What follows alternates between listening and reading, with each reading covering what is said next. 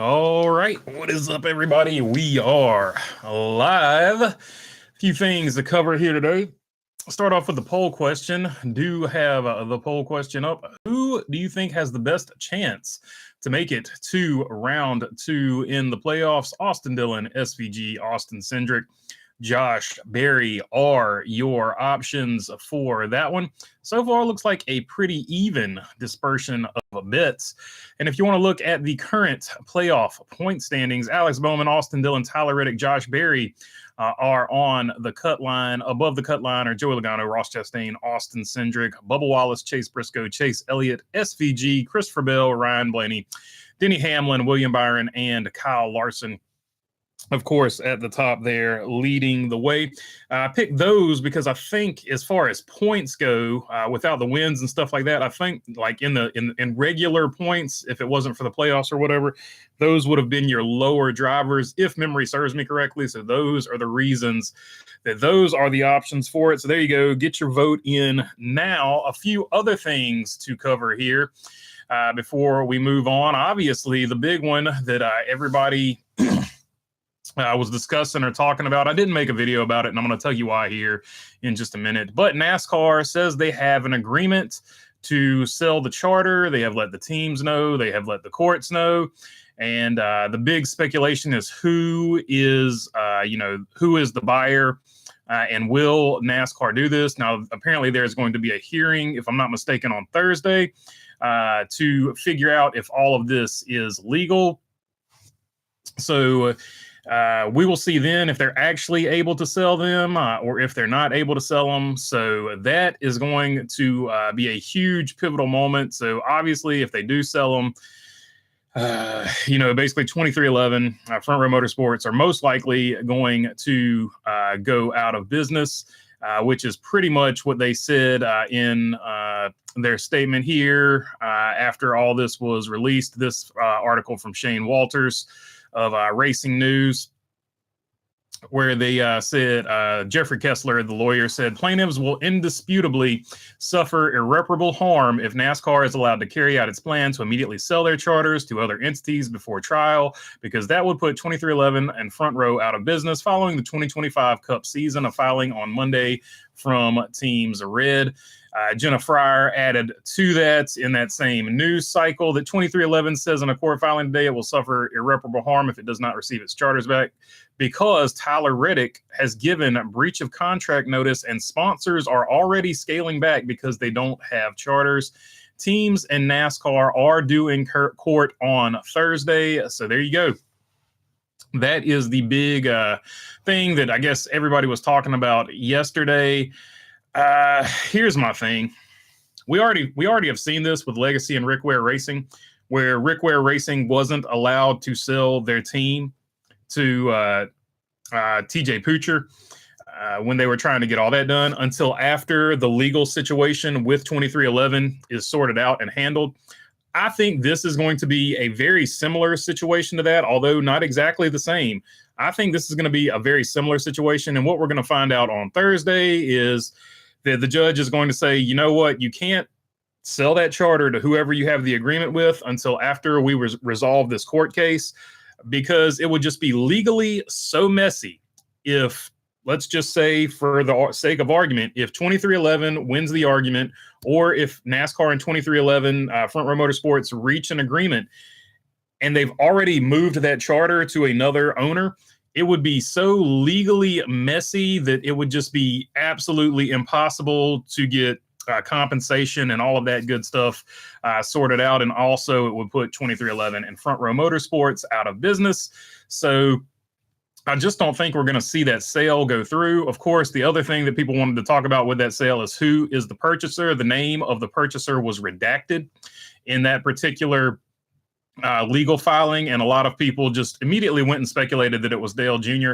So that was the other aspect of it, but I'm not even going to worry about that because I don't think, in my opinion, now I might be wrong, but I don't think, in my opinion, that those charters are not going to be sold until after all the legal drama is sort of ironed out and has a some sort of conclusion, whether it be through a court trial or an agreement out of court. So to me, it was a spicy headline, but I don't think there was a lot behind it until Thursday when we actually find out if NASCAR is actually going to be able to sell it.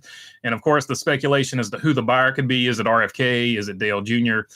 You can run basically any direction you want to with that. Now, we did get some other legal information today where Kenneth Bell rejected NASCAR's claim that basically, 2311 and Front Row Motorsports were trying to work with other owners to form some type of disruptive organization, or be a cartel, essentially, like that. Judge Kenneth Bell dismissed that and said it seemed more of a legal maneuver to create headlines than anything else. And he basically is in so many words said, stop filing stuff like that, and let's get to the crux of the matter and the actual issues. So hopefully there will be no more frivolous pretrial motions and things like that, because it seems like Kenneth Bell is tired of them. To be quite honest with you, I think he's tired of his time being wasted. To be totally honest, so I think that is kind of where we sit with it here. And it's unfortunate that we're talking about this because we do have Darlington this weekend. Darlington, a great racetrack. It's very hard on equipment. There's an opportunity for one of these drivers to wreck out here. It's a tight racetrack to get around. The passes are not always the cleanest things in the world. So that's why I brought up, who has the best chance to make it out of this. I remember one year Austin Dillon had a nice second place finish here when Chase Elliott and Martin Truex Jr., I think, wrecked each other. And I think Kevin Harvick was in front of Austin Dillon there and got the win. So Austin Dillon, I feel like, gets around this track pretty good. I haven't necessarily looked at the numbers in the past. SVG has struggled on circle tracks. Austin Cindric, he's either going to run really well or he's not. Josh Berry seems to be a guy that likes tire fall off from his late model days. So maybe this is going to be a track that suits him. But it is going to be very interesting to see which of these drivers has the best opportunity. And I wish I had more slots, more positions to open it up, because I'd love to have 8 here. But YouTube only gives me 4. But yeah, that's kind of what I was thinking about there. And once again, the poll question is, which driver do you think has the best chance to make it out of round 2? Austin Dillon, SVG, Austin Cindric, or Josh Berry? All right, that's the rundown. Let's jump into what you guys want to talk about in the chat. Rosie, what's up, my friend? Always good to see you on here. Please hit the like button on your way in. It is free. And let me turn the phone to vibrate. Let's see.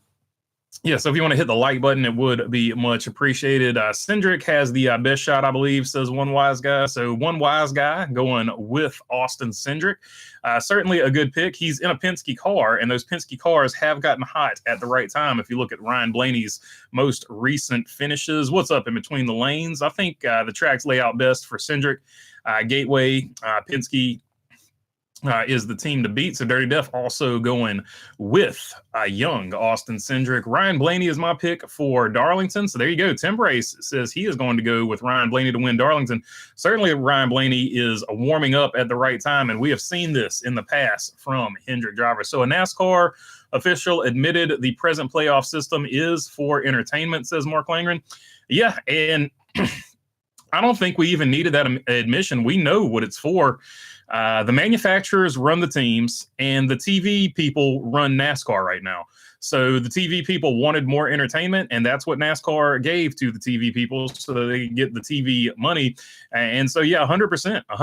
NASCAR is less of a sport now and more of a game show. NASCAR can literally be equated to like a reality TV show like Survivor right now, more than it could ever be related to actual sport that crowns a traditional type of champion under traditional type of point structure and rules that would make sense to everybody. Whenever, if you think about baseball or soccer, you can easily explain how to play a soccer game or anything like that. If you have to explain a race and how a race is scored points wise, and how the season-ending points are explained, it would take you a right good while. Whereas if you just talk about baseball, they play all these games, they have to have a playoff because they can't play all the teams equal amounts of times and stuff like that. So they have a playoff. Whereas racing, you race everybody every week, right? So a little bit of a difference there. But now, but baseball does have a playoff. English Premier League soccer, though, is a better equator. They do play all the teams equal amounts of times, and they go by a point structure, right? So it's 2 points for a win, 1 point for a tie, 0 points for a loss.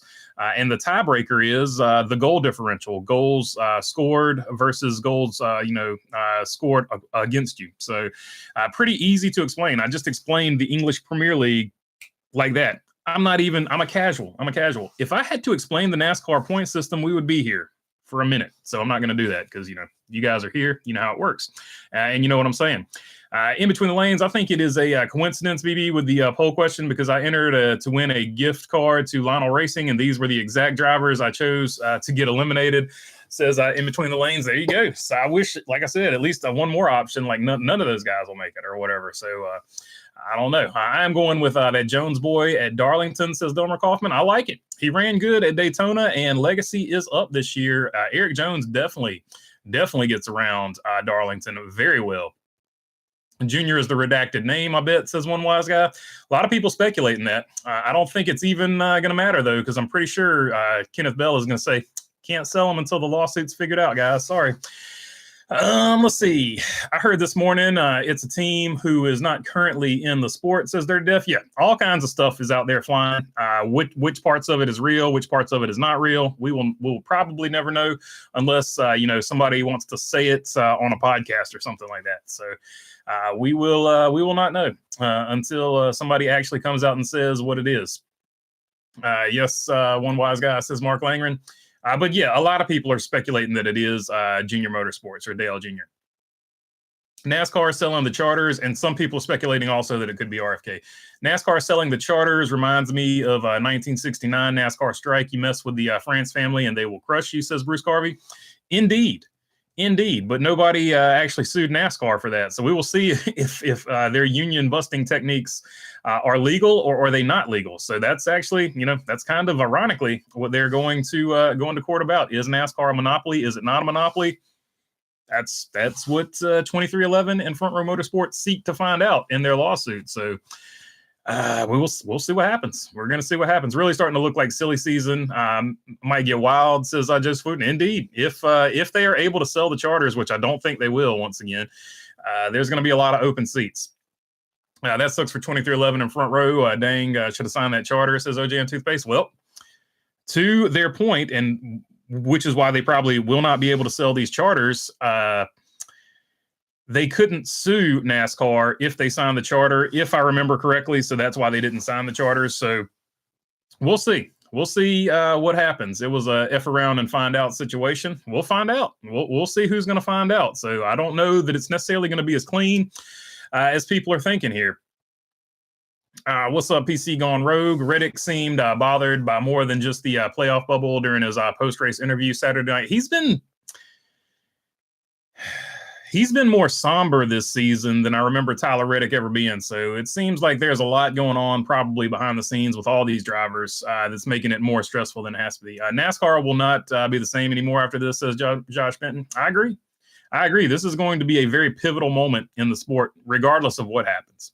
I heard Reddick already served 2311 regarding the no charter stipulation in his contract, says one wise guy. Indeed he did. I read that in one of those quotes there at the very beginning. So if the charters go away, Tyler Reddick is going to opt out to be a free agent. So that's going to be, if that plays out that way, which is a big if. Like I said, we're going to find out Thursday whether NASCAR can sell these charters or not, or has to sit on them. My guess is they're going to have to sit on them until the legal stuff is handled.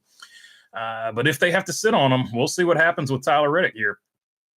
I think if 2311 wins the case, that court could force NASCAR to create another charter and give it back to those teams. Courts don't care how many charters NASCAR wants to cap if they lose the lawsuit, says Dirty Duff. Yeah, that would be an interesting turn of events as well. So that would be certainly something to consider for sure. Any 3-car team would not be in the deal since NASCAR limits teams to 3 charters, says Mark Langren. So you're talking about RFK, but RFK is only a 2-car team. They're renting a charter right now from Rick Ware Racing. So they need a charter desperately. They're the one team nobody's talking about that needs a charter because they're currently renting one from Rick Ware Racing, and Rick Ware Racing has either sold that to Legacy or they have sold it to TJ Poocher. So RFK is going to need a charter next season as well. Top 20 this weekend, and Austin Dillon should be good, says one wise guy. Yeah, we'll see what happens. It's a tough racetrack, so anything can happen. Mechanical failure, somebody accidentally takes you out because it's a tight racetrack. Going to be a lot going on.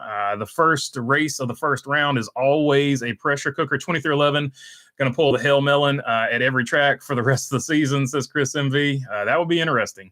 That's why I cut way back on watching NASCAR this year, says Mark. Yeah, it's really it's been a different kind of year. It's been a different kind of vibe to it. I agree with you 100%. It's not good if you can't explain a sport in or around a minute, says one wise guy. I agree. Oh, you're talking about you can't explain it easily. I agree 100%. You should always be able to explain it fairly easily. Otherwise, it's just too much, like I said, too reality TV-like. I tried to explain the NASCAR point system to a friend and failed miserably, says Jesse Daly. Yeah, indeed. It's not, I don't know why they opted for this system, other than the TV money, obviously, but why you would go to such a convoluted system. The chase made sense. The chase completely made sense. You had to qualify for the chase, but after that, the best 10 drivers race 10 races. I just explained the chase, right? Like, you don't need too much more to go with that, right?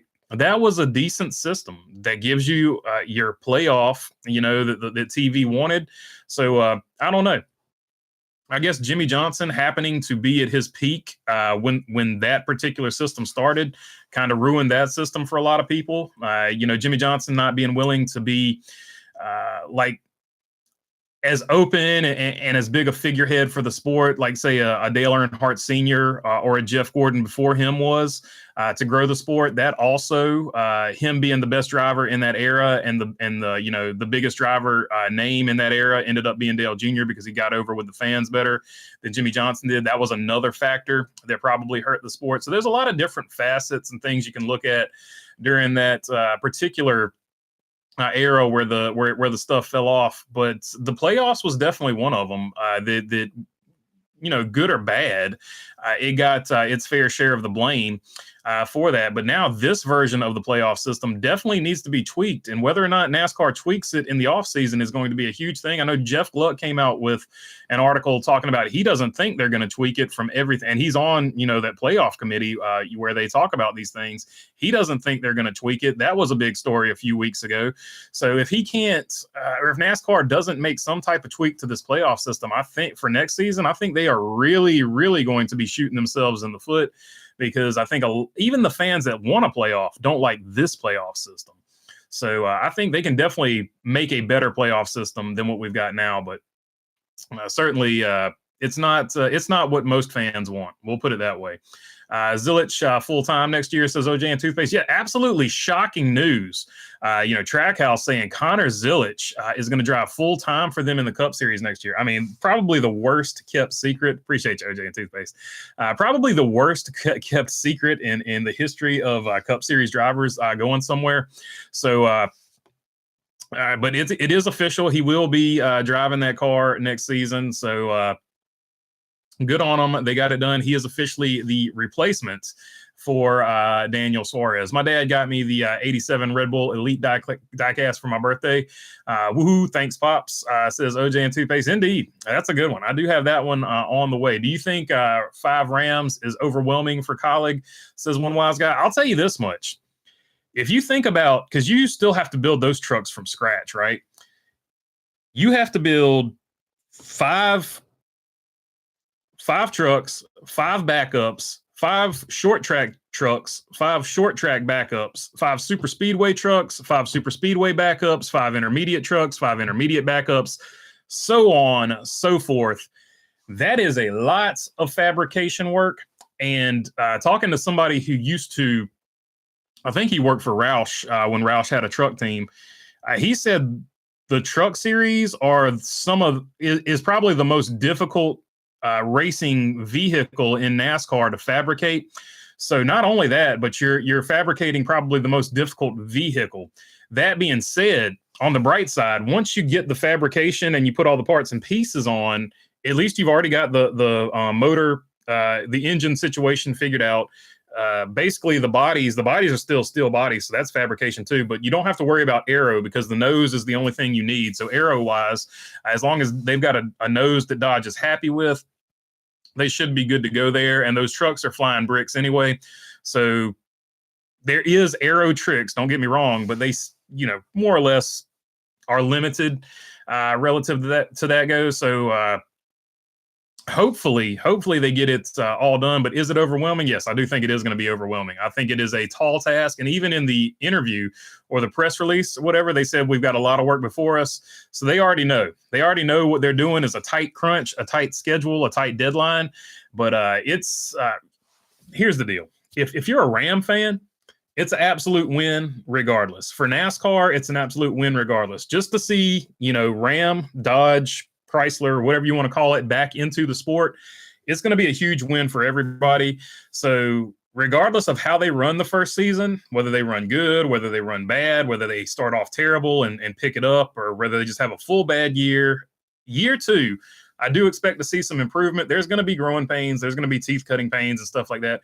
Even when Dodge first came back to Cup in the early 2000s, they were horrible for a little while. Then they got good. When Toyota first came to NASCAR, they were horrible for a little while. Then they finally got good. So regardless of how good or bad they are, it's just going to be really exciting that whole first season just to have them back. So I think overall, no matter how they run, it's going to be a win. And the next thing, of course, is going to be which drivers they get in there. So that's going to be interesting as well. Is it going to be Butterbean? Is it going to be Brent Cruz? Which young drivers are they going to get? Are they going to cull a young driver from a development program that doesn't probably get a chance somewhere else? That's going to be the big question, the big one you want to answer as far as the Dodge deal or the Ram deal goes, because eventually, Dodge is coming to Cup. And probably with Colleague, even though Colleague has said, no, we're just doing the trucks and we're going to stay with Chevrolet and Cup. That's Cap. So they're probably going to be the Dodge team at some point, which is why they're looking for other real estate in Welcome, North Carolina, because once they go to Dodge, they're probably, not going to be staying at Richard Childress Racing, at least on campus. Allegedly is my opinion of what I think is going to happen here. I voted for Cindric, says Jamie Schweitzer. Bruce Garvey seeing a rumor that Brent Cruz is going to Xfinity next year. Do you think more young drivers will start skipping trucks and go to Xfinity directly, says Bruce Garvey? To be honest with you, I don't understand why it's a big deal if you don't run trucks or if you don't run Xfinity. We've obviously seen it work both ways, right? If you can drive, you can drive. Carson Hocevar skipped essentially the Xfinity series, more or less, right? He ran a few races there, but I don't think he ever ran a full season. Or has succeeded, in my opinion, at the Cup level. He was Rookie of the Year, right? So, and he looks like he's capable of winning a race. He's got a few issues to sort out, like running into people, but he'll get those sorted out as he gets older and more mature. But he's definitely got the speed, right? He didn't, spend an extended amount of time in the Xfinity Series. Ty Gibbs, Rookie of the Year. He didn't race in the Truck Series. He went from Xfinity straight to the Cup Series. Connor Zilic, he's going to go straight basically from Xfinity to the Cup Series, not more or less skipping trucks. He's run a few truck races, I think. But, so it doesn't really matter, I don't think, as long as you can drive. We just passed the eyeball test. Corey Heim. Do we really think Corey Heim needs to spend a ton of time in the Xfinity Series? I'm pretty sure Corey Heim, if you put him in a Cup Series car for an extended period of time, he would give whoever is going to be, he would give Connor Zilic a run for Rookie of the Year, next year if Corey Heim was, in a Cup Series car. So I think as long as you pass the eyeball test, I think you'll be okay. I don't think it really matters what series you cut your teeth in to get there. This format gives you exciting moments. I won't deny that. I agree with you 100%. I 100% agree with you. So the playoffs do give you exciting moments. However, and let me read the rest of your comment before I answer that, because I get in trouble doing this all the time because you're probably going to address it. I don't deny that, but it's all said and done after the championship. It feels like the winner doesn't represent the best driver all season. Very good point. And this is what I wanted to touch on, Dirty Def. It creates excitement, right? In the same way that soap operas created excitement, in the same way that YouTube drama channels create excitement, you see a crazy headline and you're like, man, I gotta watch that, right? Or you watch a soap opera, you're like, oh my god, I can't believe what she just did to that dude, or whatever, that dude's cheating on her with 7 different women, right? So it's really crazy. But at the end of that storyline, it doesn't feel hollow. The dude gets caught, cheating on her with 7 women. She leaves. It's it. It's it. There's no drama to it. Somebody that didn't have statistically the best season wins the championship. Oh my God, it was crazy. You're done with it. Whereas in the past, we'll just use the 1992 season for an example for the Latford system, and then we'll move on to one from the Chase system. In the Latford system, 1992 will always be remembered as one of the greatest seasons ever, because at the end of the year, whereas normally guys would have this thing pretty well suited up, or there would only be two drivers, one of them would have a significant deficit. The 1992 season, it was like 10 points from first to third or something crazy. Like there was no telling who was going to win this thing. And to run a whole 36 race season against everybody in the sport, and for 3 guys to be right there on top of each other at the end, it was real drama. It's still talked about to this day. It was so crazy that it happened like that.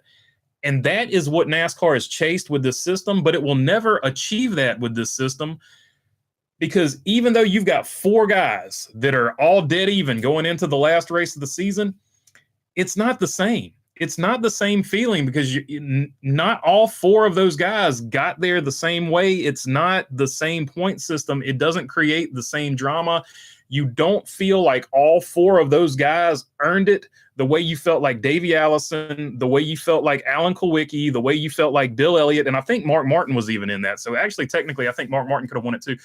All 4 of those guys, you felt like they earned it. In this one, there might be 2 guys that you're like, yeah, I hope one of these 2 guys wins, because these other 2 guys, I don't feel like they necessarily had the best season. Sometimes in this playoff system, you get that feeling, so it will never feel the exact same way. So it is manufactured drama. So that's why at the end of it, you're like, oh, it's awesome that this dude wins. And then you're like, all right, I'm going to watch football now. I'm done with it. I don't care. You don't have it. Whereas the 92 season, I remember, dude, we talked about the 92 season, not only the entire off season when Daytona started, we talked about it the entire 93 season as well. That was how crazy that season, and there was some tragedies in the 93 season as well, obviously, which further lengthened the discussion of the 92 season as well. But that's, for another day. But like that type of stuff, even though it's not going to happen every year, that's what made it special. It's not going to happen every year. So when it does happen, you're going to get more viewership, you're going to get more eyeballs, and it is more realistic, a championship system than this. Yeah, you're going to get excitement for 10 races every single year, but it's manufactured.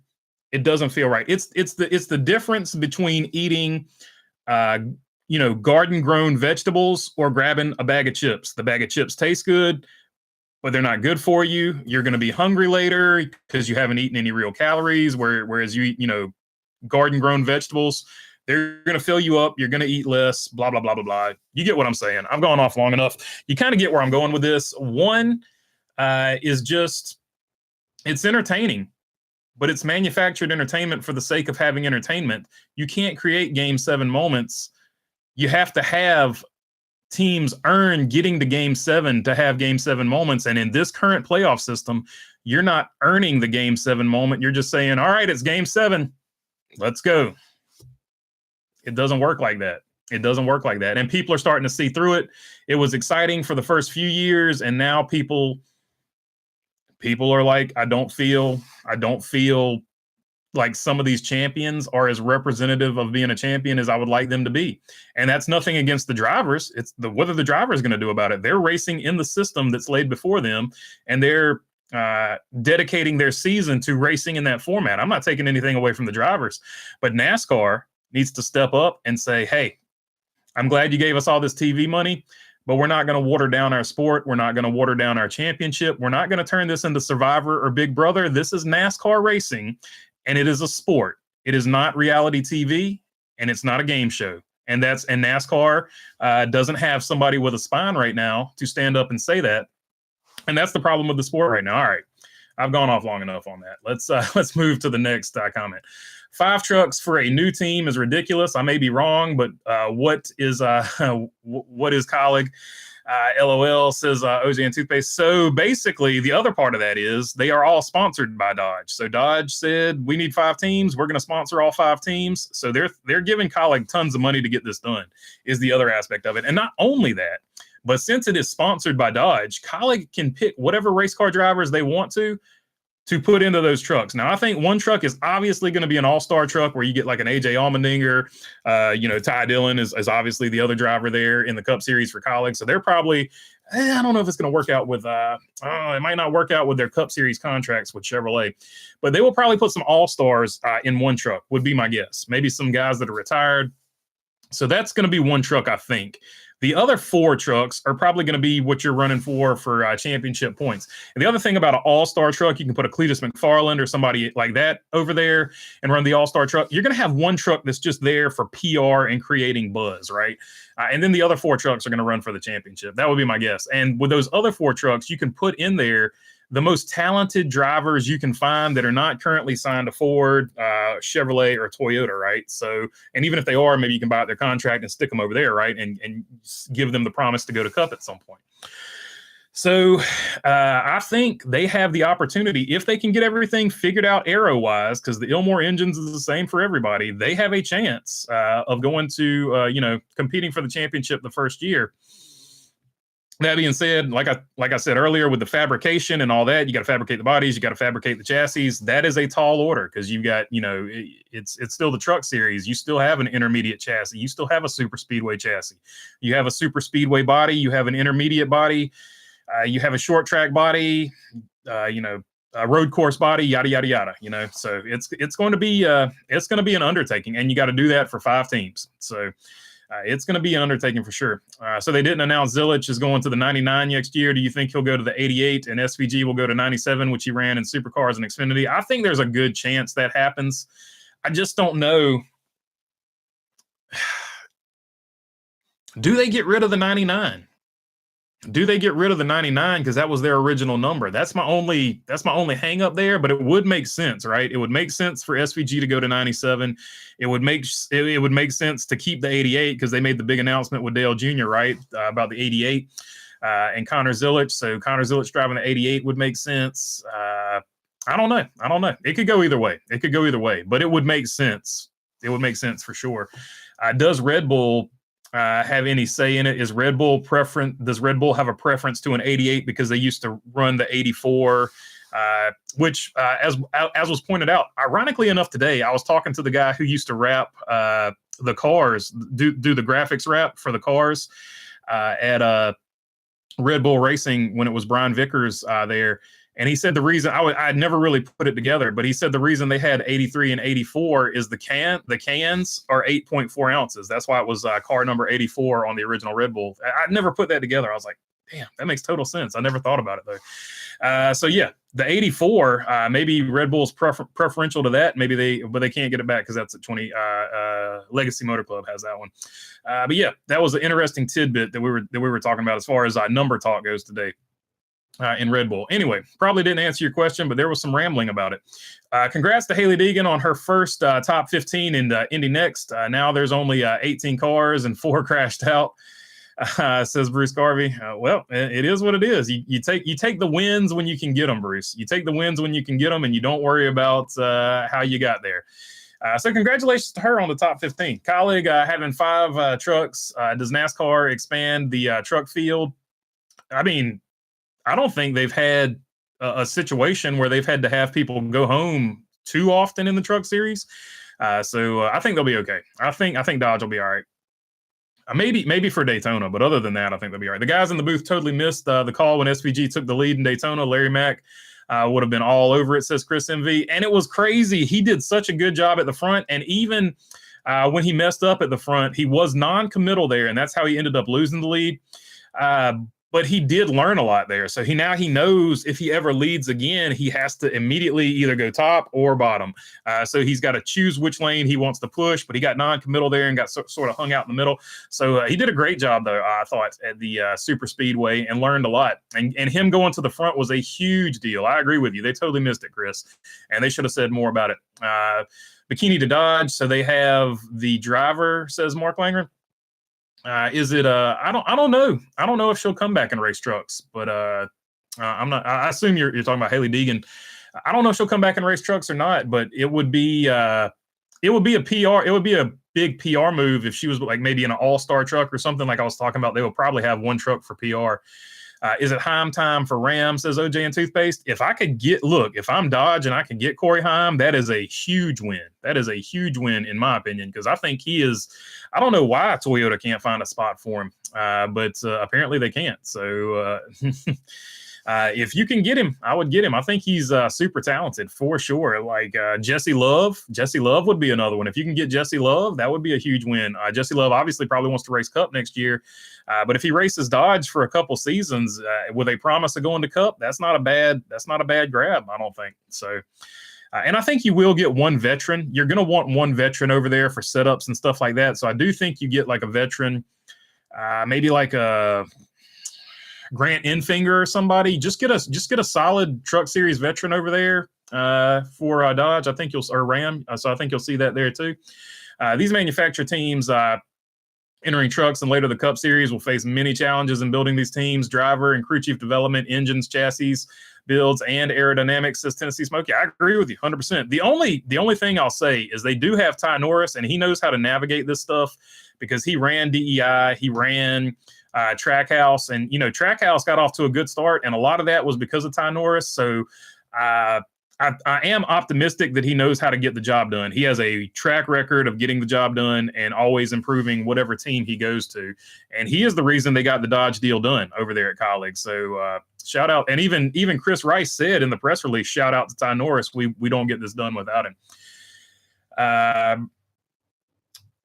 Bread average finish 17.7. Says Mark Langren. BB, thank you for your point. This system will never be as great as the 1992 at Atlanta, says Bruce Garvey. Yep, 100%. It's just, it's exciting, but it's exciting in a different way. And it's not, it's exciting like eating chips.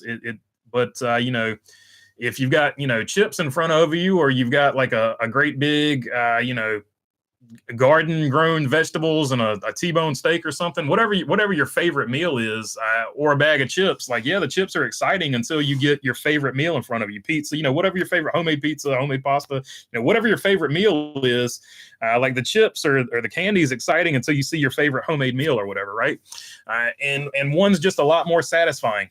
Even though, you're not going to get that made from scratch homemade meal as often, you can get the chips whenever you want to. And that's the point. You're going to get drama every single season in NASCAR, and it's manufactured. It's just not as exciting anymore. If you have to eat chips every day, they're no longer exciting. And this is the same system every single year. We know what's going to happen every year. That's another aspect of it that's going to hurt this system. Every year it's going to be 4 drivers, 1 race. It sounds crazy, but that's also what's hurt this system. Not necessarily the last race, because you're going to tune in to see the last race, but some of the regular season races, who cares? Once your driver qualifies, who gives a crap? He's qualified. And then, you might watch the first round, unless your driver, if you have like, Kyle Larson or William Byron, do you really care about the first round? Do you really legitimately think that one of those drivers is going to get knocked out in the first round? Probably not. They have a big enough cushion to throw one race away and still get in there. And obviously they've been so good this season that you're not too worried about that. I don't think Denny Hamlin fans are worried about him, not making the second round. You know what I mean? So it is what it is. It's 2 different ways of going about your business, but obviously The full season points created more memorable seasons like 92. Kyle Petty had a shot in the last race of the 92 season also, says Delmer Kaufman. So there you go. Kyle Petty was in the mix too. I did not know that. So it was 5. What was it? Did it end up being 5 or 6 drivers? I know that there was like legitimately 4 that were super close, and they were all Fords. So it was a big year for Ford. Big year for the Blue Ovals that year. A terrible year. Terrible year for Chevrolet. Let's see. And by Chevrolet, I mean the entire Chevrolet team of Dale Earnhardt. I find the cutoff races are more exciting than the championship race, says Dirty Duff. Yeah, for sure. Like there is an argument to be made that the cutoff, the journey to get to the championship is a lot of times more entertaining than the actual championship race itself. So there is a solid argument to be made about that. I understand where you're coming from. Watch the 369. Watch race 369 and you're done for the season, says Mark Langren. I can't disagree with you at all. I'm 100% with you, my friend. Kyle Petty hooked a left crossing the line back during one hot night, says Tim Brace. Yeah. Did he send, was it Davey? He sent Davey, I think, if I'm remembering correctly. It's been a minute since I watched that race. But yeah, he had a good car. Unfortunately, I couldn't get it done there, and I think it was it Davey Allison he wrecked? I'm trying to remember, as I forgot. I like Survivor. Just saying, says Delmer Kaufman. Look, nothing against Survivor, nothing against Big Brother. I used to watch Big Brother religiously, so yeah, nothing against those. But if I have the 1992 season type of racing going on, or Survivor, and they're both going on at the same time, I'm just going to record Survivor and watch it later, and I'm definitely going to watch the race live. That's all I'm getting at as far as that goes. Yeah, I'm not taking sorry. If you felt like I was taking a shot at reality TV, I was not. But certainly, if you feel that way, I understand where you're coming from. As close as they made as close as they have made on the track product, I think a season-long point system oftentimes will come down to the last race. I agree with you, especially with this type of car. Most sports on TV kiss up to the network, says PC Gone Rogue. Yeah, you've seen a lot of it. Even the NBA has an in-season tournament now. So it's not just NASCAR. I'm not just picking on NASCAR. It's all kinds of stuff. MLB has the pitch clock now. So all kinds of stuff has been they've made some concessions for TV. We'll put it that way, right? College football, they went from the bowl system to 4 teams. Now, what are they up to now? 8 for the playoffs. It'll end up being 16 before it's said and done if it's not already there. I don't keep up with college football super closely like I used to. Apparently, Colleague is getting a lot of trucks from Spire, but have to change the nose and the rear end to Ram specs. Does that sound possible? Says they're deaf. Yeah, totally. You just slap on a new nose, but that's going to be a big gain from Spire. So hopefully Spire gives them some notes and some info with that too. That's going to really help them jumpstart going forward. And even just being able to reverse engineer some of the stuff Spire was doing. And obviously you'll hire some of those former Spire people as well. No doubt about that. Part of the issue with me not respecting Logano and Blaney championships is Penske has Phoenix locked down. Hey, Kyle Petty would have won, would have a championship run if the championship was at Rockingham, says Bruce Garvey. Yeah, I mean, that is a fair statement to make. Back in the day when Kevin Harvick had Phoenix figured out, if Phoenix had been the last race there in that era, maybe Kevin Harvick before the reconfiguration. Maybe he has several more championships. That's a fair statement. And that's a good argument about a one race determines your champion. That's very fair. Very fair. If it was Daytona, Dale Earnhardt would only have one championship, right? So, if it was the Daytona 500, he would only have one championship. I think he's the winningest driver at Daytona overall races won there. Or if not, he's pretty close. Richard Petty would still have 7, by the way. Tennessee Smokey, Massey Ferguson with the thumbs up. Has any comments focused on Ray Evernham connection to the Team Ram program? And now that SRX is over and return to the IROC project has stalled at age 65, Ray adding his organizational leadership.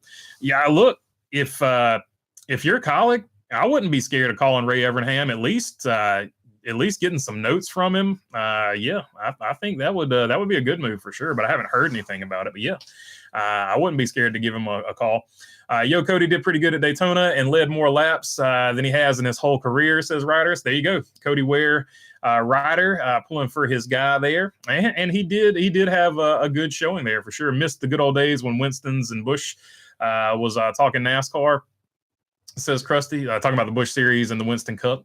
I thought when they put Zilich in the 88 for JRM that they were lining up for that to be his number in Cup. It didn't make sense otherwise. That was the one car for Mayer. Sam Mayer says Dirty Death. Sucked getting this. Oh yeah, that's a good point. Maybe that is maybe they are trying to get the branding down or something like that. So that would make sense 100%. Sucked getting a seat midway through. Must admit, I don't miss that, says Krusty. Yeah, so it was a different era. It was always crowded. There was always lines, and if you didn't get there super early, and the traffic was always a freaking nightmare. So there's also trade-offs to all the people that like the stands used to always be packed. Yeah, yes, they did. You also be sitting on top of some shirtless dude that's sweating his tail off, smells like nothing but beer. He's got the menthol breath going. Like it's a distinct aroma to go with your racing fuel and burnt tires. Like there is something to be said about not necessarily every race selling out. So you can always find a silver lining, but it was also way more fun. It was way more fun at those races when a Dale Earnhardt or a Rusty Wallace or a Davey Allison won, and you heard the crowd absolutely freaking erupt because it was a sellout. Or, if Dale Earnhardt won, you would hear half the crowd erupt and half the crowd boo. It was a different era, different times, but they do, to your point, they did have trade-offs. Haley better off in go-karts or mopeds, says Krusty. Advertisers are cutting you off, says Mark Langren. Yep. YouTube gonna YouTube, unfortunately. Barbie Hot Wheels, maybe sign her to a deal, says Krusty. I wouldn't mind seeing Hot Wheels come back in some form or fashion or capacity to the Cup Series. Kyle Petty's Hot Wheels car was awesome. And a Barbie car, like, I feel like that was a huge miss when they had the Barbie movie. We didn't have a Barbie car. And if we did, I forgot about it. So, but that was a big miss. Like, we needed a Barbie car, like a pink Barbie car. A pink Barbie NASCAR car would sell. You cannot convince me otherwise that it wouldn't. Because then you can make a Barbie toy about it. But, it is what it is. Follow me for... Who makes it? Mattel, follow me for more information on how to run your company. I'll be here all week. Hit the donation button or whatever. Mattel. Will SVG make it out of the first round, says Jamie Schweitzer. I think so. I do think he makes it out of the first round. And then after that, it gets really interesting, in my opinion. Ray Evernham and Ty Norris worked together when Norris was executive at DEI and Evernham was a crew chief, says Tennessee Smokey. There you go. The links are there. It could happen. Sir Wood Rooster, hey, BB, what's your favorite bag of chips with your best made bologna burger? Favorite chips? Ooh, that is a good question. I like sour cream and cheddar. They're pretty good, but they smell awful when you open the bag. Right now, I've been going with they've got a black cracked pepper and salt. That's kind of been my favorite. But when I go to like so you said with a sandwich. When I go to Jersey Mike's, I get Miss Vicky's jalapeno chips. So I would say with a sandwich, jalapeno chips, Miss Vicky's jalapeno chips are pretty much a good one as far as that goes. Chris Gabehart made a great point. He says Talladega in the round of 8 and likelihood of a team still in the playoffs winning is slim. So that means another team advances to the final on points, says Dirty Death. There you go. Could happen for sure. Hearing commentators mention the word playoffs 80 times a broadcast is like hearing nails on a chalkboard. Rather watch a foreign flick with subtitles in Spanish than that stuff, says Krusty. That's a fair point. They overplay it too. Like, just talk about it at the end. Like, we don't need to know it as it's going on, because halfway through the race, who really gives a crap? Because it's not going to be like that at the end of the race. So it is what it is. I watched right when Big Brother started off, so I know Will, Kaiser, Janelle, Evil, Wiener. But that's about the time I stopped watching, but I loved it back in the day. Yeah, Big Brother, great TV. It's all about diabolical planning and stuff like that. It fills a need, right? Don't get me wrong. I just don't want sports to be like that. I feel like sports, it should be based on merit. It is what it is. Let's see. TV timeouts in football, hockey, and basketball, says PC on Rogue. Oh, yeah. Good point. That's essentially what the stage breaks are they not? So, that's the stage breaks are essentially TV timeouts, built-in TV timeouts. So that's what stage breaks are all about. Live sports and live news, everything else can be watched anytime, says Brickyard Brickhead. There you go. I'm with you on that one, brother. Who will win the championship? I got Denny Hamlin, says Denny's house. Look, it could be Denny's year. He has had an absolutely stellar season. I like the way that Ryan Blaney has started heating up here. Hendrick has been in a little bit of a slump, but it looks like William Byron is starting to wake up from that slump and rise up. So I like William Byron's chances. Kyle Larson, you can never count him out, but it has to be acknowledged that most of Hendrick has been in a bit of a slump. Who else is that? Christopher Bell. Nobody ever talks about Christopher Bell. He's just that guy that's always there. Christopher Bell is going to get him one year. This could be the year that Christopher Bell gets one done. And as long as Joey Logano can get to the Final Four, if Austin Cindric can get to the Final Four, you cannot count out the other two Penske drivers. And I already mentioned Ryan Blaney starting to get hot at the right time. So can Joey Logano break the odd year curse? Can he win a championship on an odd year? So, I think all those would be good picks as far as I'm concerned. A bag of Ayers fried pickle chips. Ayers, they make pretty good. They make pretty good chips too. That has to be amazing in my opinion. Just saying, same note, bologna burgers have taken a lap back from a few years ago. Far from the old days, says Krusty. Indeed. You could say that about all food. I feel like it's just so highly processed now. Where it used to be more real food than processed, if that makes any sense. Would you feel differently if they took a season-long point system until the final race where they took the two highest on points and had a shootout winner-take-all, says Dirty Def? Yeah,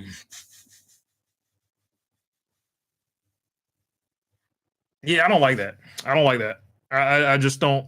I don't think that's the way to go about it. I like either the season long points or I like the Jimmy Johnson 10 cars, 10 race format. I think that's the best way. And here's why I say 10 cars, 10 races format.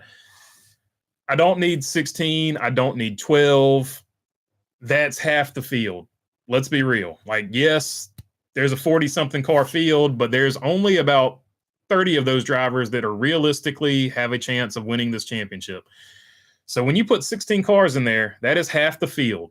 It doesn't, and that's the other thing about the playoffs. It doesn't even feel special to make it anymore because, as a lot of people have said numerous times, I don't even care about the bottom four. They're just going to be out in round one anyway. And occasionally one slips through and whatever, they'll go on a run. But by and large, people do not care about the bottom four because they feel like even if they get past the first round, they'll go out in the second, right? So, you had a little bit of a run. You made a little bit of an upset, but you're going to be gone by round 8 when it gets to 8 cars, right?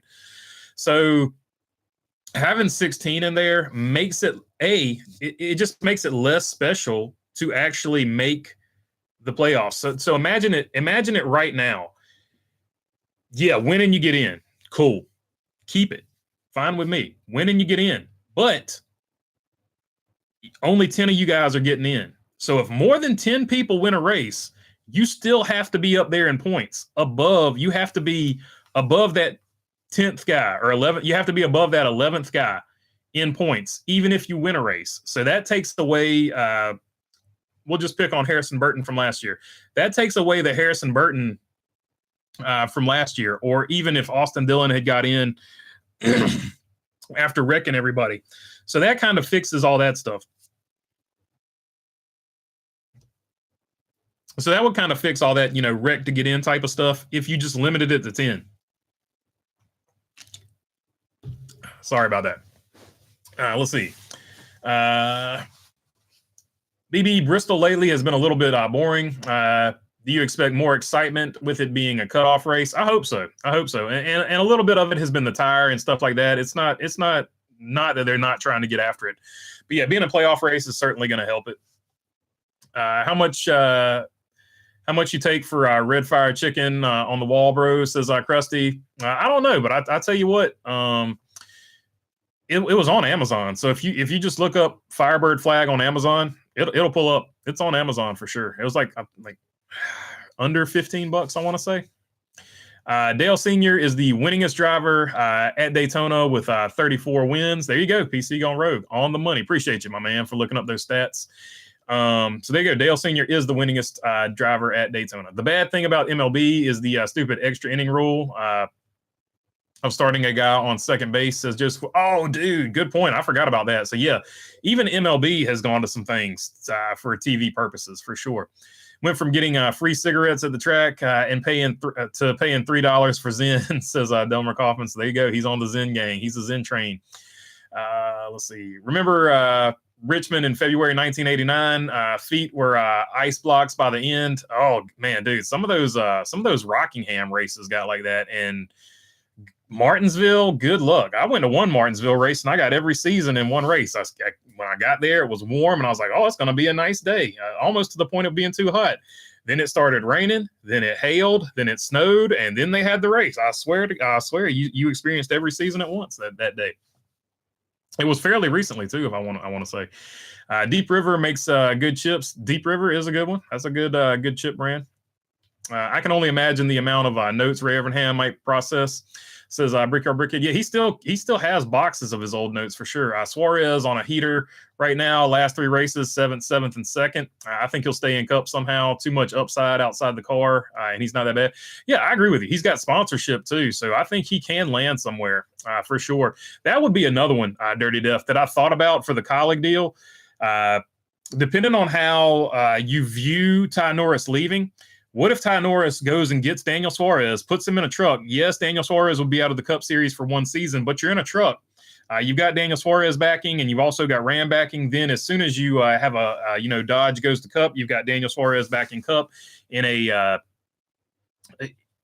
very similar role to how he started Trackhouse. He becomes, one of the drivers again. So I thought Daniel Suarez would be an interesting pick to maybe put in one of those trucks. Yeah, he doesn't want to go to the Truck Series. He wants to stay in Cup. But in this particular situation, I think you could see Daniel Suarez maybe changing his mind and saying, hey, you know what? I'll race trucks for a couple of seasons. And then, we'll come right back up to Cup. Did you order the SVG Sonoma win? Says OJ and Toothpaste. Yeah, I got the I can't remember if I got the Sonoma win, but I've definitely got the SVG Red Bull car. I can't remember if it was a Sonoma win or just the regular one, but I've got one of them on the way. Miss Vicky's are also good. Says in between the lanes. Delmer in the description of Breast Tree to help breathe from years of inhaling Winston, says Krusty. Sun chips are good. Oh yeah, sun chips are a good one for sure. I like the original flavor sun chip. Some people like the cheddar one. I think the OG original one is the best for sure. Yes, cracked pepper and salt are my favorite chips whenever I can find them, says Dirty Death. Yep, for sure. They're currently my favorite. I'm with Lane's Deep River chips in my lunch, says Timber Race. I like Boulder chips. Those are pretty good too. Have you tried Muncho's potato chips? My go-to. Yeah, Muncho's are pretty good. They're really light. They're really light. I'm a lifetime football fan, so I guess that's why commercials during the race doesn't bother me as bad as some, says Dirty Duff. Yeah. So it all depends on what you're watching, and to be honest with you, none of it bothers me because I remember back in the day when we just had to wait like an extra few days to get the race on tape or whatever. Because we couldn't even get it. So in some situations, I'm just used to, covering my ears and waiting to see the race, or even just knowing who wins and just getting to watch the race and how it all played out anyway. It's Seabells to lose, in my opinion, says one wise guy. There you go. Better late than never. Let the HMS playoff domination begin, says Say Kyle. So he's predicting HMS domination for sure. Always good to see you all here, my dude. Krusty, give Bologna Burger a like, people. He deserves a side of redneck fries and watermelon. Club Tail for doing a cool show. Appreciate you, Krusty. Thank you so much, dude. Solution for stage racing: Stage 1 on Friday night, Stage 2 on Saturday, and Stage 3 on Sunday, says Brickyard Brickhead. Well, there is something to that. I just don't know if everybody's going to stay all 3 days for a ticket. What I think you could do in lieu of that is have do it like a dirt race, where you have Heat 1 and 2, and then you have the main event on Sunday. I think that would work for sure, but very similar to essentially the exact same thing. I just call it a heat instead of a stage, and that's essentially, what it is, a heat instead of a stage anyway. Redneck fries are good, says one wise guy. As for the poll, didn't one of Cindric's wins come at Gateway just last year? Ooh, that's a good question. I do not know. I know he won at Talladega this year, and I know he won at Daytona. I'm trying to remember. Gateway might have been one. Off the top of my head, I couldn't tell you there, but it might be. You might be right about that. Did you see the video of NASCAR posted today of Ross, Bell, and Cindric breaking into Bowman Gray and racing old cars? Pretty good stuff. I did not. I was at it all day, to be honest with you, so I did not get to see that one, but gives me something to look at later tonight for sure. If NASCAR wants to keep the stage cautions, don't count the laps under the stage cautions, 14 to 17 laps are getting wasted. Yes, and especially at the end of the race. I think after you've got less than 10% of the race to go, you stop counting caution laps, in my opinion. That would be the move. Krusty is Generation X is 90% preservatives and nicotine, to be honest. What a rush, right? What a rush. There you go. Legion of Doom. I like it. Appreciate you there, Krusty. Aaron Flynn with the super chat. Appreciate you, my friend. Doing the dancing goal emoji. Thank you so much for that. I appreciate you looking out for us for sure. Way to step up, Aaron. That boy, says Krusty. 10-person win and it's in is fine, all, but please make an exception for at least the regular season champion, says John Carpenter. So that's another interesting thing that people have floated out there. If you're the regular season champion, you automatically get locked in to at least the round of 8 or the final 4 in some situations. So they want the regular season champion at least honored. I'll have to pay you Tuesday for a bologna burger today. Appreciate you, Krusty. Hey, that's a Wimpy from Popeye, if I'm not mistaken. Or is it Popeye or Arby's or Archie? Let's see. Circle B already officially lists Ryan Blaney's 2026 body armor Flash IV on its website. Hey, there you go. Already getting some 2026 schemes. Impressive, Penske. Hell yeah, better half. Love another addition on the wall of the man cave, says Krusty. Moonshine helps to combat adverse conditions. FYI, makes the race fun too, says Krusty. Allegedly, Suarez has something lined up. That's what I'm hearing. I just don't know what it is. I don't know what it is at all. But he seems confident that he's got something lined up for sure. Going to drive the track sweeper, says Krusty. Ruffles jalapeno ranch chips are really good, says Joseph Wooten. Okay, I haven't even seen those, so I'll keep an eye out for those. Aaron Flynn re-upping 17 months, saying thanks, Krusty. Let's see. Second thought, Montoya wasn't good at that, says Krusty. Dodge to Cup comes with those currently sideline charters they have been holding. Yeah, so for sure, NASCAR has some charters held to the side for a new manufacturer. So there you go. They've got some charters already ready to go. Going to Colleague, which I think in that situation, Colleague could be a 4-car team. It maybe, as long as it was a Dodge backed 4-car team, a la Hendrick and Joe Gibbs Racing. Definitely has a roadmap back to Cup if Colleague sticks it out with Dodge all the way, says John Carpenter. Yeah, for sure. Try the Pringles hot ones, salsa verde, really good, says one wise guy. Aaron Flynn saying Krusty. I miss the days when on Friday you would be asking who got the pole, says Delmer Kaufman. Yep. I miss it all week at the track. I miss speed weeks more than anything, for sure. I miss coming home and watching Speed Channel, watching practice for a few hours on Thursday, for sure too. Preach, Delmar, says Krusty. What money brought Suarez NASCAR, and does he still have that backing, says Brickyard Brick. Yeah, he's still got some unique sponsors to himself, for sure. Aaron Flynn's laughing. Yes, Gateway last year, Blaney ran out of fuel and Cindric ended up winning. There you go. It was Gateway last year. I knew it was a fuel mileage race, but I couldn't remember where it was at. There you go. Can he get it done at Gateway again? We will find out. Someone announced a engagement today. I wonder who, says Delmer Kaufman. I don't know. Is it the tight end for the Kansas City Chiefs? Did his girlfriend finally ask him to marry him? Let's see. HMS Final Four would really make NASCAR consider a format change in the playoffs, says Joseph Wooten. Yeah, I think anybody would. What if you got a Penske one with Josh Berry as a Wood Brother representative for Penske? I think any 4-car team, if they could pull it off. I'll tell you what the craziest thing about the playoffs is. As good as RFK was this season, they don't have a single car in the playoffs. Crazy. That is insane to me. They had a really good season and they couldn't get one car in the playoffs. Crazy. I never would have believed it. Never would have believed it at the beginning of the season. Never would have believed it in the middle of the season. They're not in, and I still don't believe it. It's crazy. It's crazy to me. Let's see here. Rosie saying, thanks for the support, Aaron. Indeed. Appreciate you as well, Aaron, and appreciate you, Rosie, for bumping it up there, as always.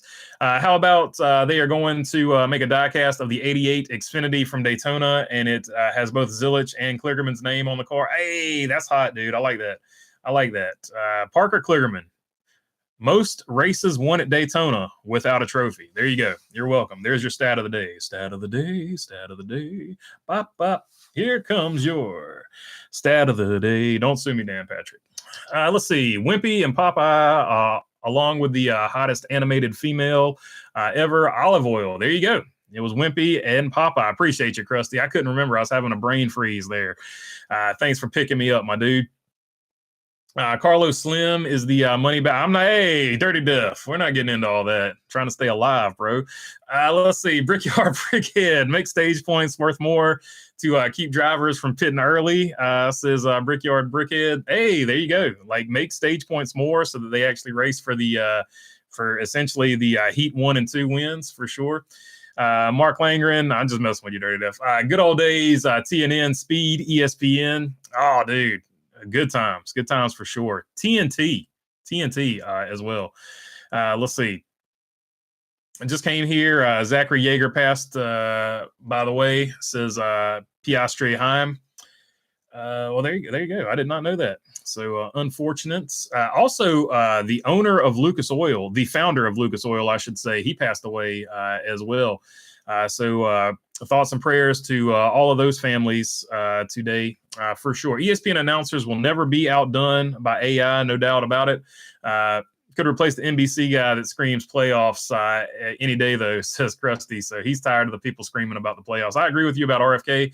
How about Brad K is 220 points compared to is minus 220 points compared to last year, says Dirty Death. Yeah, now he had a slow start to the season. I was talking more specifically about the 60 and the 17, but even toward the middle of the season, he picked it up speed-wise, just unfortunately couldn't get it done. He's had a couple of races he could have won, just had some situations happen where, he didn't capitalize on that opportunity. So it's very similar to Kyle Busch. Kyle Busch could have won some races this year too. Just didn't capitalize on the situations, had spin out to pit road speed and stuff like that. Tires blowing and Brad Keselowski's situation. Here comes that what stat of the day. There you go. In between the lanes, knew what I was rambling about there. Wow, I did not realize RFK got shut out. I know Brad had a real dog food start. Yeah, but the 17 and the 60 both seem to run pretty well. Says John Carpenter. I'm with you. The 17 and the 60. I'm surprised they didn't make it because they had pretty good seasons. RFK, you're right. Brad Keselowski, he definitely had a rough start, but the other two, I thought one of them for sure would get in. BB, rumor is you are the name on the blacked out charter document, says Bruce Carvey. It might be. I might be the blacked out name, but it won't be the one buying it. No, that dude is legit, says Dirty Death. Yeah, for sure. Thank you, Rosie. I've been following for years, says Aaron. Bruce Carvey, BB to Cup with Fiat. It is confirmed. Indeed. Still have the Fiat. All three people that said they were going to buy it never showed up. So we still have the Fiat. It's still sitting there. Maybe one day the dream will happen. The dream will come freaking true. But we're not going to talk about it because I feel terrible because it's just never happened yet. So we're going to stop talking about project cars. Someone mentioned Ayers chips being good. What other regional chip companies are out there in other states? Oh, that's a great question, Brickyard. I've never gone down that rabbit hole, like sodas and stuff like that. I've never thought about regional chips. Cactus Cooler is like a West Coast thing. But for sodas, but I couldn't tell you like regional chips. That's a good one.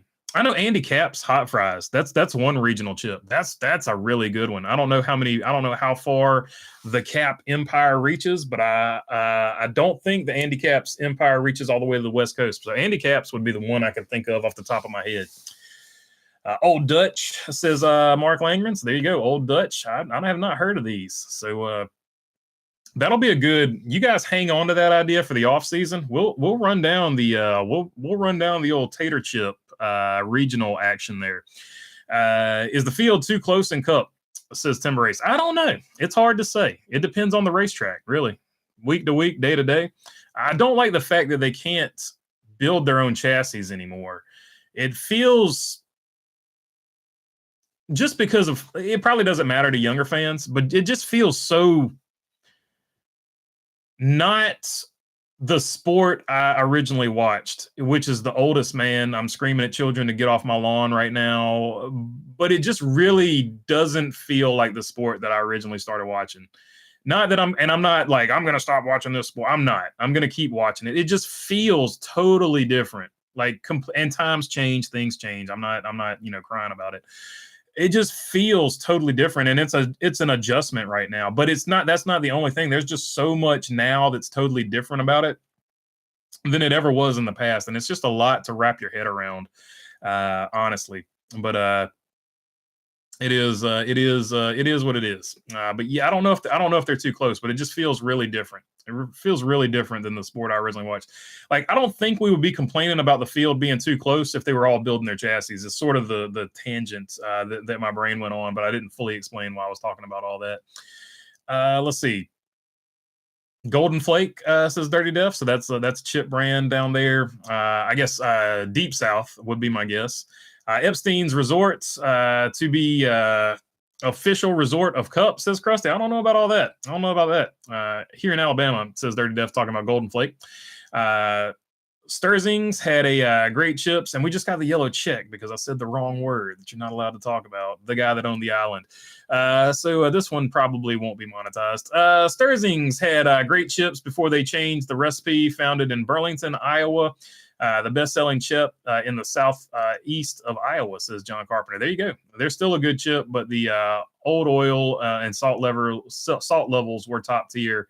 So there you go. Like everything else, they've changed the formula. It's just not what it once was. Sprecher root beer, says Mark Langren. I actually watched a TV show where they were talking about that. So I have actually heard of that one, although I've never tasted it. Chex Mix, says Josh Benton. So he's a Chex Mix man. You can actually make that at your house. The secret ingredient to Chex Mix is, believe it or not, ready? Jelly. There is jelly in Chex Mix. Look it up. Look up any homemade Chex Mix recipe. There is a grape jelly in there. You don't taste it, but it's there. Interesting and true. Feels like NASCAR merged with IROC, says Timber Race. It does feel like it is a spec car, but to me it feels and I see your point there. To me it feels like NASCAR just decided we're going to run Australian V8 supercars now. That's what it feels like to me. Because it really, if you look at the Australian V8 supercars, it's very similar. I would say if you were doing homework in high school and my friend over here turned in this car and I turned, and his was an Australian V8 supercar, and I turned in the NASCAR car, the teacher would be like, one of you guys copied each other. Who copied who? And obviously NASCAR copied Australian V8 supercar. So that's what it feels like to me. That's what it feels like to me. Let's see. Cannabis was far better in the 90s, I must say, says Krusty. Utz chips here in the Northeast. Utz chips are good. They make them down to North Carolina, but yeah, for sure, Utz is where it's at, or at least to Virginia. I'm pretty close to the Virginia line. Krusty seems to be trying to get you demonetized, says John Carpenter. Nah, he's good. He's good. It's all in jest. It's all in fun. I'm not worried about it anyway. I'm just here to have a good time. I don't care about. I've had yellow check marks before. It's not a big deal. I like the cheddar flavored Chex Mix. It says in between the lanes. Let's see. I don't think I've ever had that one. I'm trying to remember. Krusty saying, "Oh, I'm sorry, bro. Oh, you're good. You're good. You're good, Krusty. It's all good. It's all good. I'll pay you on Tuesday for the island line. Ah, you're all good, brother. It's all good. It's fine. It's fine. It's not a big deal at all. Let's see. In NC, say what you want to say. I don't. It's all good. It's all good. In NC, I know we have Cheerwine, but not sure. If I was thinking, I would have caught it. I used to be better at catching it, but it's all good. I usually skip it. In NC, just a word. I'll still read the comment. In NC, I know we have Cheerwine, but I'm not sure we have a regional chip. Says Delmer Kaufman. Yeah, I can't think of one either. So I'll have to think about it. Grappico is or Grapico is a grape soda that my company produces, also mostly Alabama and Georgia. You also have Ski. Ski is a big one in your region that we don't have in North Carolina, because when the Kentucky Headhunters came out with that song, I actually had to look up what Ski was. I have a slaw burger, fries, and a bottle of Ski, bring it all out to my baby and me. We had no idea what Ski was. We didn't know if they were just bringing him white powder. You know, we didn't know what Ski. We didn't know what Ski was. We don't know what Ski he was talking about. We didn't realize it was a bottle of soda, Ski soda. Nothing like a YouTube conspiracy, John, says Krusty. We used to carry Cheerwine, but the only time it sold is when somebody from North Carolina or Tennessee found it, says Dirty Def. Oh, that's so sad, because it is actually pretty good.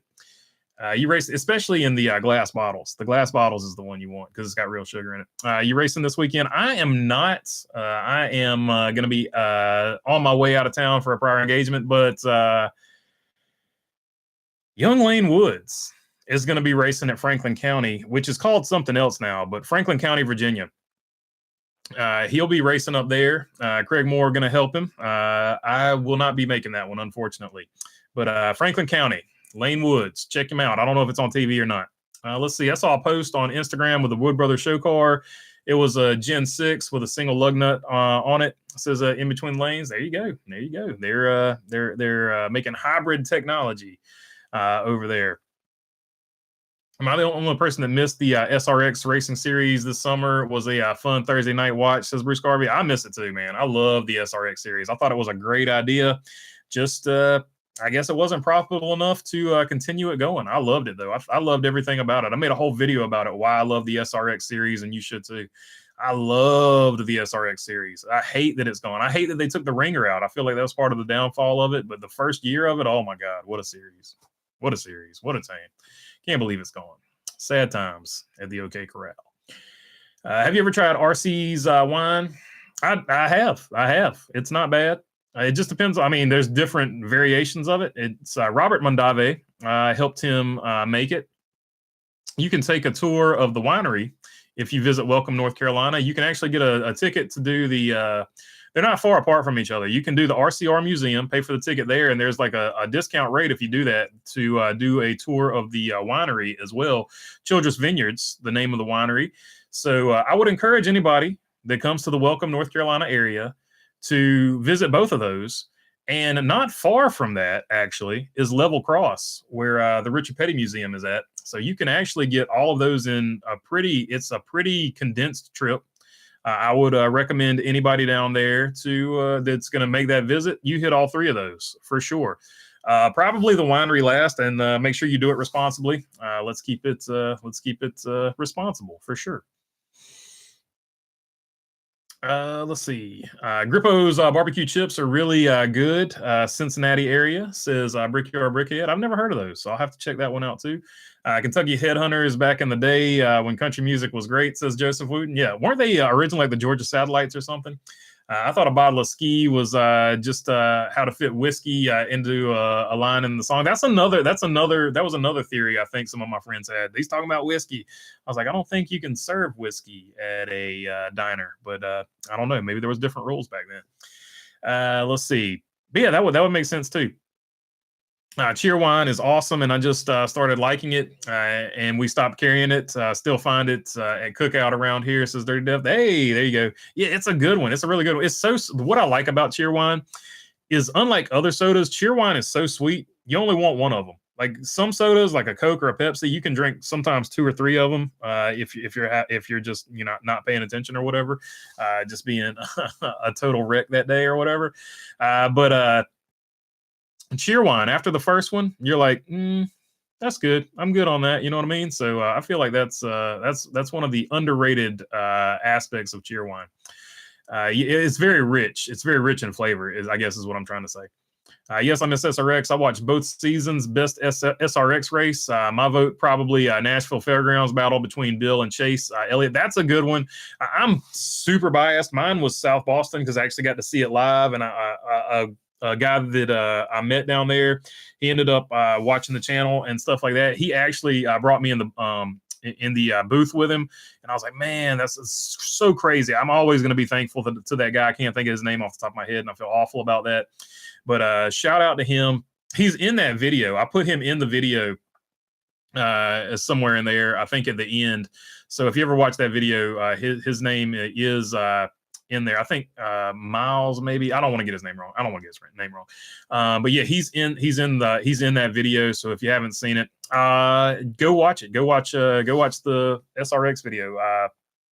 Why I like the SRX, why I love the SRX, and you should too, is the name of the video if you're searching for it, Dirty Diff. I know sometimes you have a hard time finding the videos from the old days. Let's see. Napa area is on fire again.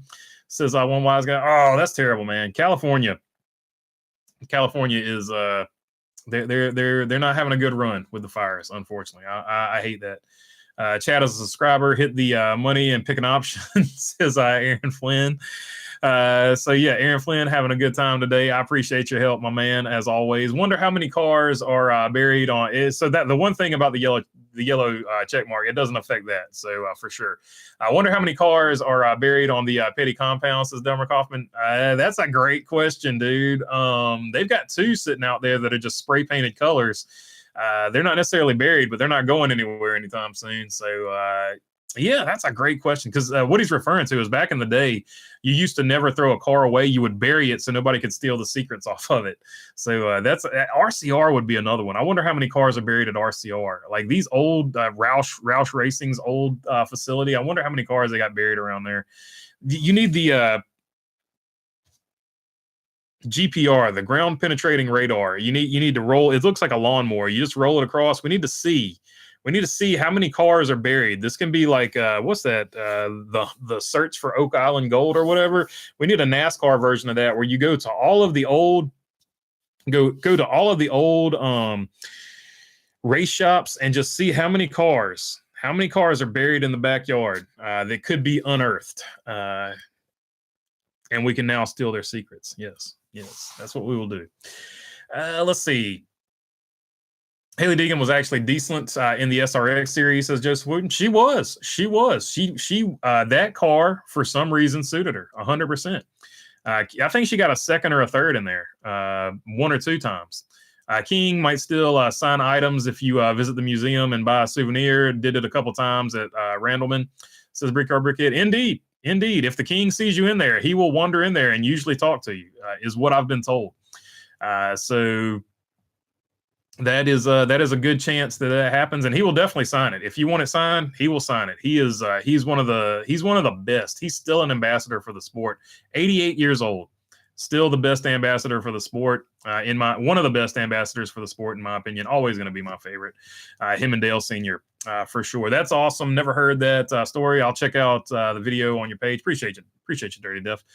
California fire season is 365 days, says Joseph Wooden. That sucks, man. I hate that for you guys out there. Dale Jr. was talking about finding buried cars with Ted Musgrave in last week's episode, says Dirty Diff. Okay. I've seen a clip from it, but I haven't seen that episode yet. Surprise, right? I think the King is there every Tuesday, says Delmer Kaufman. Yeah, I know Craig took his son up to see him. They had Lightning McQueen up there, and the King always has the King version from the Cars movie. So Craig's son got to meet Kyle and Richard, and Craig got to share that moment where, hey, that's the voice of the King. That's the guy that does the King's voice in the movies that you like so much. That was a really cool moment for him. And he's a big Richard Petty fan. Also, his two favorite race car drivers, if I'm remembering correctly, are definitely Dale Earnhardt. Dale Earnhardt is his favorite. He likes the 3 car just because he likes the way the diecast look. And I think he likes the King car from Cars. So I think his two favorite drivers, 4,000 years apart between my age and his, just happen to be the same race car drivers, which is crazy. Anyway, moving right along. Appreciate you fellow race fans. Stay safe and free, says Krusty. Indeed, everybody stay safe out there. Are you ready for the Niners game? Yeah, I think we're gonna have a good season.